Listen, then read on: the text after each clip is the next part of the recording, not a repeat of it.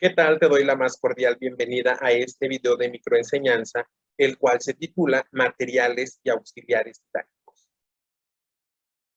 Bien, nosotros sabemos que los materiales y los auxiliares didácticos son parte fundamental para el trabajo docente.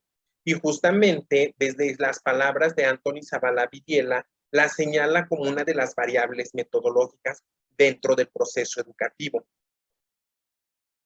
El mismo Zavala nos señala o hace una diferenciación entre lo que es un material didáctico y un auxiliar didáctico.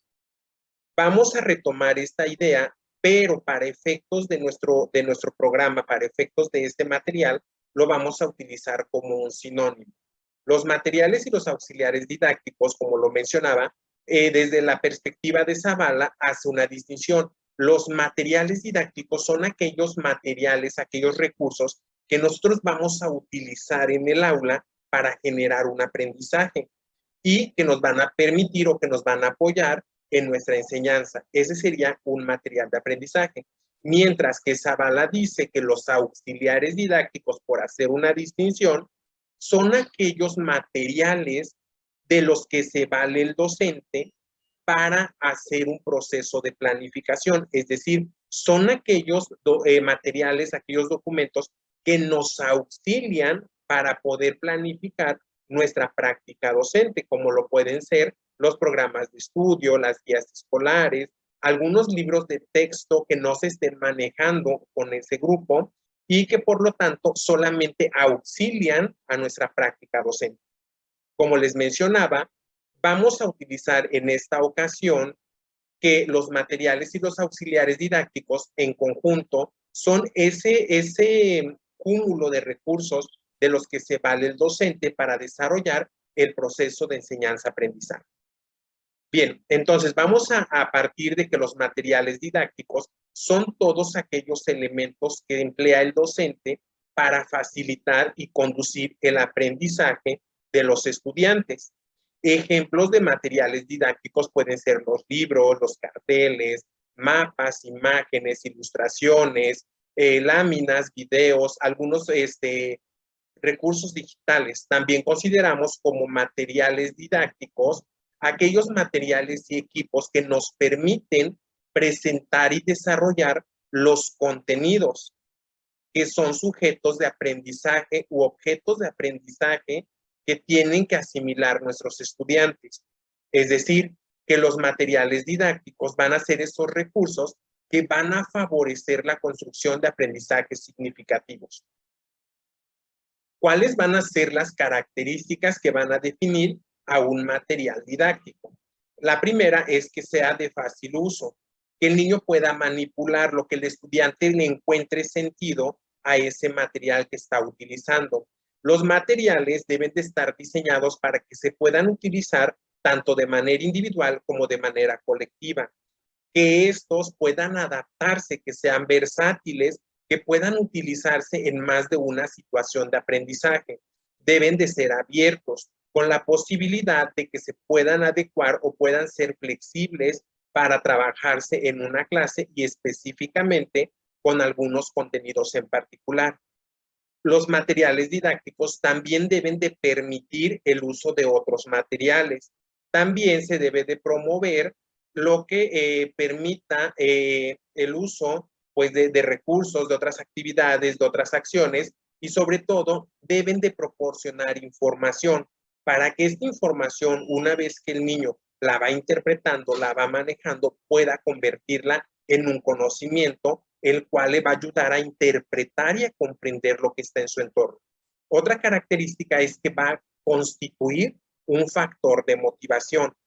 Los materiales juegan un papel importante en el proceso de aprendizaje, pues forman parte de los factores motivacionales. Permiten hacer una adecuación a estos dependiendo de las características de los estudiantes. Muchas veces nosotros diseñamos un material, pero este material, al tener una característica particular para nuestros alumnos, requiere de ciertas modificaciones. Por ejemplo, tenemos algún alumno con debilidad visual, pues tenemos que hacer una modificación. A lo mejor debe de tener letras más grandes, imágenes más grandes.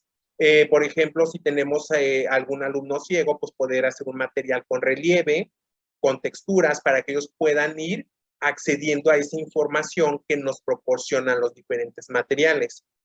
Los materiales también estimulan el desarrollo de habilidades metacognitivas y estrategias de aprendizaje y sobre todo debemos de considerar que estos deben de estar disponibles y al alcance de los niños, porque si no tienen esta característica, pues difícilmente ellos van a poderlos utilizar justamente para generar aprendizajes significativos y desarrollar habilidades metacognitivas y estrategias de aprendizaje.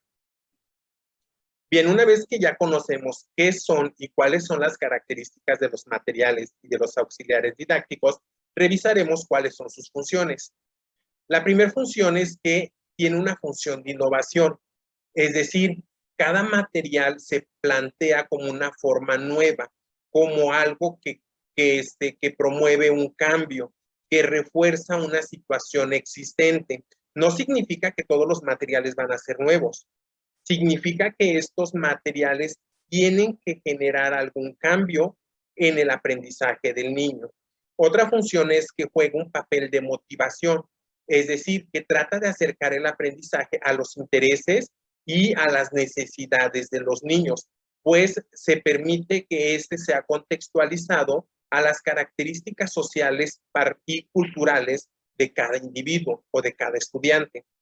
Otra función es la estructuración de la realidad, es decir, que los materiales siempre van a ser o van a formar parte de ese puente en el que nosotros vamos a establecer una relación entre el material del aprendizaje, es decir, entre el contenido que estamos desarrollando con las características propias del niño, con las características propias del estudiante.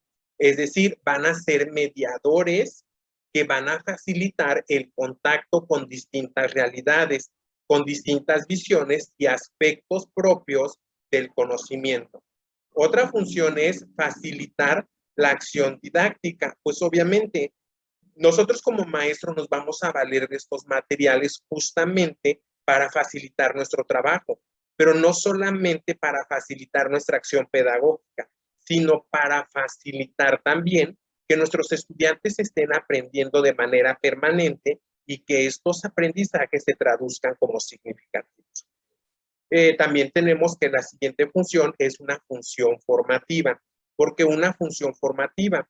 Porque pues justamente va a permitir contribuir a la formación del individuo, a la formación del estudiante, en cuanto a que ellos permitan y provoquen diferentes emociones, informaciones y valores. Cuando hablamos de una experiencia formativa para los materiales, es que va a formar en conocimientos, en habilidades, en actitudes y valores, que de manera general habrán de contribuir al desarrollo integral y al desarrollo de capacidades en el niño para que estas capacidades se conviertan en competencias que son necesarias en su desarrollo personal y social en los diferentes contextos en los que él se desenvuelve.